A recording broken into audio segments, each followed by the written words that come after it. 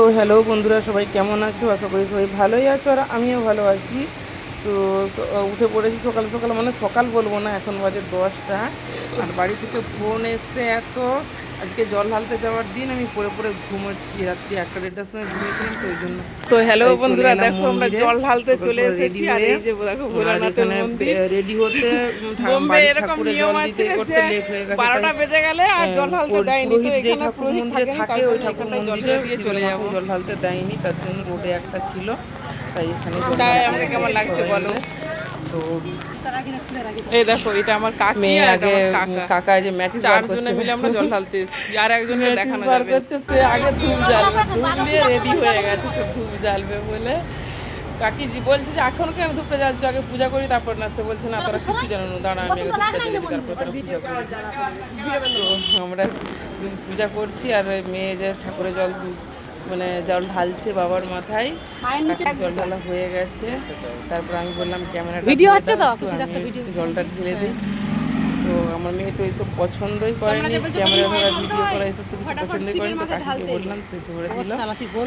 ওখানে দাঁড়িয়ে ওরা দাঁড়িয়ে আছে, আমি পুজো করছি, করতে করতেই ওদের ডিসিশন হয়ে গেল যে চলো বেরিয়ে এসছি যখন, আজকের দিনটা ভালো, আজকে সকলের ছুটির দিন, তো মন্দির যাবো, চলো পুজো দিতে।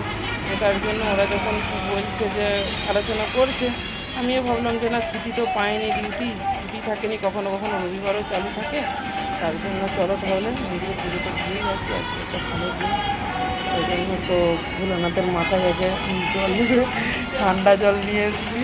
ঠান্ডা জল এলে রোদে থাকে তো, ঠান্ডা তারপরে যাব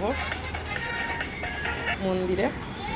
তো ওরা তো একদম রেডি, ওরা খালি আমার ওয়েট করছে যে আমি যাতে পুজোটা তাড়াতাড়ি করি, কিংবা মাথায় জলটা ঢালি ভোলেনাথের, ঢালার পরে সব একসঙ্গে বেরিয়ে যাব। ওই দিক থেকে বাবা ফোনের উপরে ফোন করে যাচ্ছে, চোরাই এখানে চলাই, এখানে চলাই, এখান থেকে যাবি। তারপরে ওখানে ফুল টুল সব কিনে রেখেছে। আর মেয়ে বলছে ওখানে কেউ নেই, ভাইয়ের বউটা ছিল, কেউ দেখে চলে গেছে। তার জন্য হোটেলেও গিয়ে রেডি। এখানে চিকগুলো ছিল, সেগুলো সরিয়ে দেয়। মন্দিরে দেখো এসে এত ভিড়, মানে প্রচুর, মন্দিরে আসতেই 1টা বেজে গেছে, তো এত ভিড় দেখো, লাইন দেখো, প্রচুর লাইন।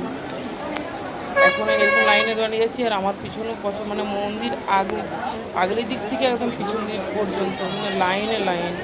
যেই দিকটায় গেটটায় ঢুকবো, গেটটা থেকে মানে পিছনের লাইনটা ওই দিক দিয়ে ফাইনালি মন্দিরে মানে প্রবেশ করতে পারলাম। আর এখানে যে ফুলের ডালি কিনছি, ফুলের ডালি নিচ্ছে সব নিয়ে মন্দিরের প্রবেশে। একটাই দুঃখের বিষয় যে তোমাদেরকে আমি দেখাতে পারলাম না বন্ধুরা, মন্দিরের ভিতরটা কীরকম কী মা মুম্বা দেবীতে।